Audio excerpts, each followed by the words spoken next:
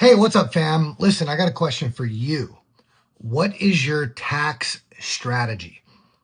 Unfortunately, most entrepreneurs that I make have no tax strategy. Their whole strategy is just make money, right? Which, of course, as a business owner, you want to make more money. But I'm telling you, folks, you have to think about tax strategy. Because when you start making a lot of money and you're operating out of an LLC or an S Corp, or you're operating as an individual taxpayer, you are going to pay a lot of tax.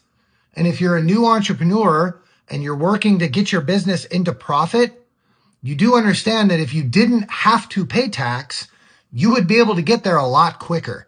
My personal opinion is that if the federal government truly cared about new businesses, they wouldn't tax you until either A, you're profitable, or B, you've made it 5 years, because most businesses fail within the first 5 years.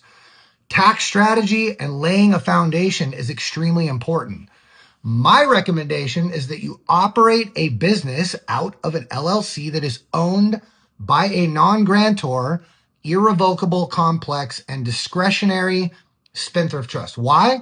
Because this gives you privacy, it gives you anonymity, and most importantly, it keeps the government out of your business. The government has no business being in your business unless you invite them into your business.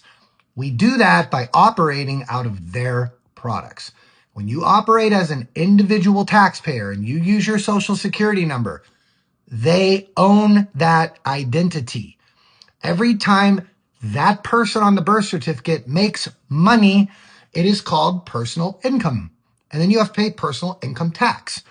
When you operate out of an LLC, that's a contract with the federal government where you're saying, every time my business makes money, please allow me to operate out of something that you created, and then I will follow all of your rules on when and how I have to pay you out of my own money.